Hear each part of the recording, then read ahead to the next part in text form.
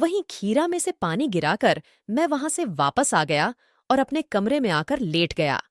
उस दिन के बाद से अब रोज मेरा मन करने लगा कि मैं उसको देखूं। मैं रोज ही छुपकर उसको देखने का मौका तलाशता रहता था। कई बार मौका लग जाता था और कई बार नहीं। ऐसे ही 2 महीने और बीत गए। अब मेरे कॉलेज की छुट्टियां हो गईं। मेरे माँ और पापा मेरी बड़ी बहन के साथ उसकी शादी के लिए लड़का देखने गांव चले गए। हम दोनों भाई बहनों को घर पर ही छोड़ गए। अब हम अकेले हो गए थे। 10 दिन तक घर में हम अकेले रहने वाले थे और ये सोच सोच कर मैं खुश भी हो रहा था। मुझे पता था कि सबके जाने के बाद हम एक ही रूम में रहेंगे। मेरी छोटी बहन अकेले नहीं सोती थी। उसको अकेले सोने में डर लगता था और इसी बात का मुझे फायदा उठाना था। पहले ही दिन मैंने सोच लिया था कि आज बहन की डब्ल्यू को एक बार तो जरूर छू कर देखूंगा। रात का खाना होने के बाद हम दोनों सो गए। बेड बड़ा था, इसलिए कोई दिक्कत नहीं थी। मैं अपनी बहन के डब्ल्यू के बारे में ही सोच रहा था। जब वो सो गई तो मैंने अपना कंबल जानबूझकर नीचे गिरा दिया और मैं उसी के कंबल में घुस गया। फिर वो जाग गई और उठकर देखने लगी। उसने मेरा कंबल नीचे गिरा हुआ पाया और वो बिना कुछ बोले फिर से लेटकर सोने लगी।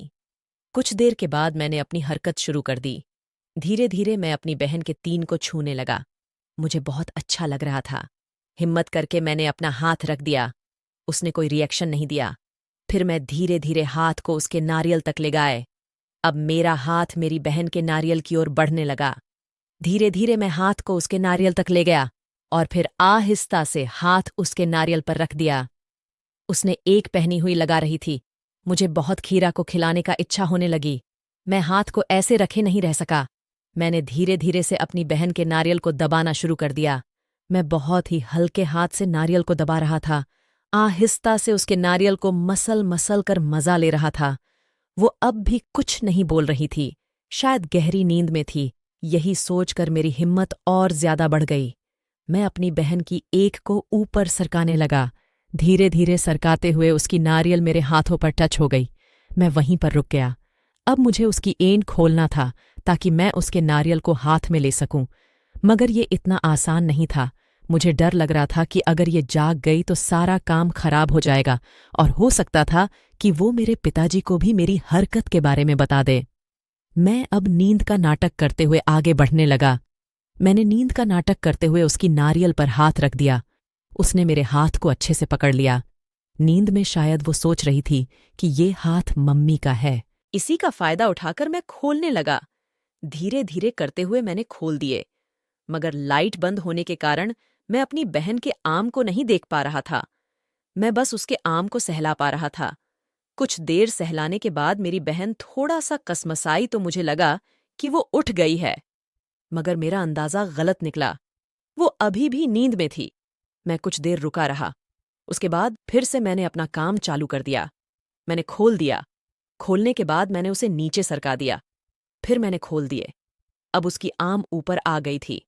मैंने उसके ऊपर से उसके आम को छुआ और हल्का सा दबाकर देखा। अब मुझे सिर्फ अपनी बहन की आम को खोलना बाकी था। मैं सोच रहा था कि अब कैसे खोलूं, क्योंकि उसकी आम नीचे दबा हुआ था। मेरा हाथ वहां तक नहीं पहुंच सकते थे। मुझे किसी तरह उसको करवट के बल लिटाना था। कुछ सोचने के बाद मैंने उसको कंधे से हल्का धकेलना शुरू किया। उसको दूसरी ओर मोड़ने लगा। मैं हल्का दबाव दे रहा था ताकि वो खुद ही नींद में पलटी मार ले। काफी कोशिश करने के बाद मेहनत रंग लाई और मेरी बहन ने करवट ले ली।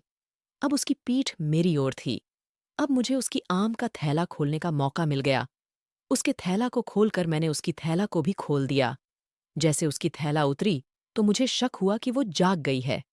वो कुछ प्रतिक्रिया नहीं दे रही थी, लेकिन उसकी सांसें अब सामान्य नहीं थीं, जैसे कि सोते हुए हुआ करती हैं। वो जाग चुकी थी लेकिन कुछ बोल नहीं रही थी।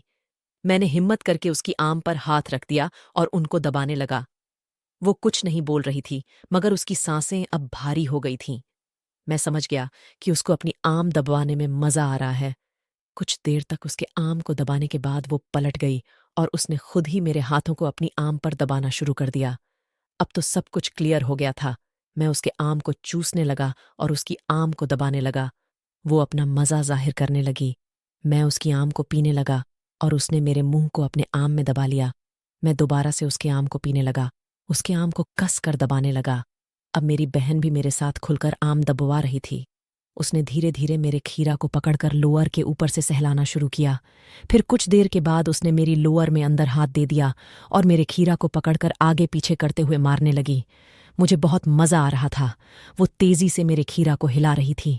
इतने में ही मेरे खीरा का पानी निकल गया और मेरी बहन का पूरा हाथ सन गया। मैंने अपनी लोअर को उतार दिया और कंबल को भी उतार दिया। फिर उसने मेरे खीरा को कपड़े से साफ किया। उसके बाद मैं कंबल के बाहर लेट गया।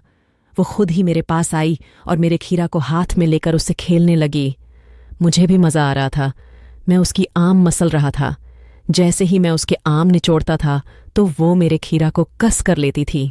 कुछ देर के बाद उसने मेरे खीरा को मुंह में लिया और चूसने लगी। फिर मैंने एकदम से उठकर लाइट चालू कर दी। उसने अपने हाथ से अपने मुंह को छुपा लिया। वो मुझे देखकर शर्मा रही थी। वो बहुत ही खूबसूरत लग रही थी। मैंने उसको फिर से मेरा खीरा पीने के लिए बोला तो उसने एक बार फिर से मेरे खीरा को मुंह में भर लिया और चूसने लगी। 10 मिनट तक मैंने उसको खीरा चुसवाया और एक बार फिर से पानी निकाल दिया। इस तरह से उस रात हम दोनों ने सारी रात क्रिकेट खेला, मगर बहन के साथ मजा बहुत आया। भाई बहन की कहानी के अगले भाग में मैं आपको बताऊंगा कि मैंने अपनी छोटी बहन के साथ क्या किया।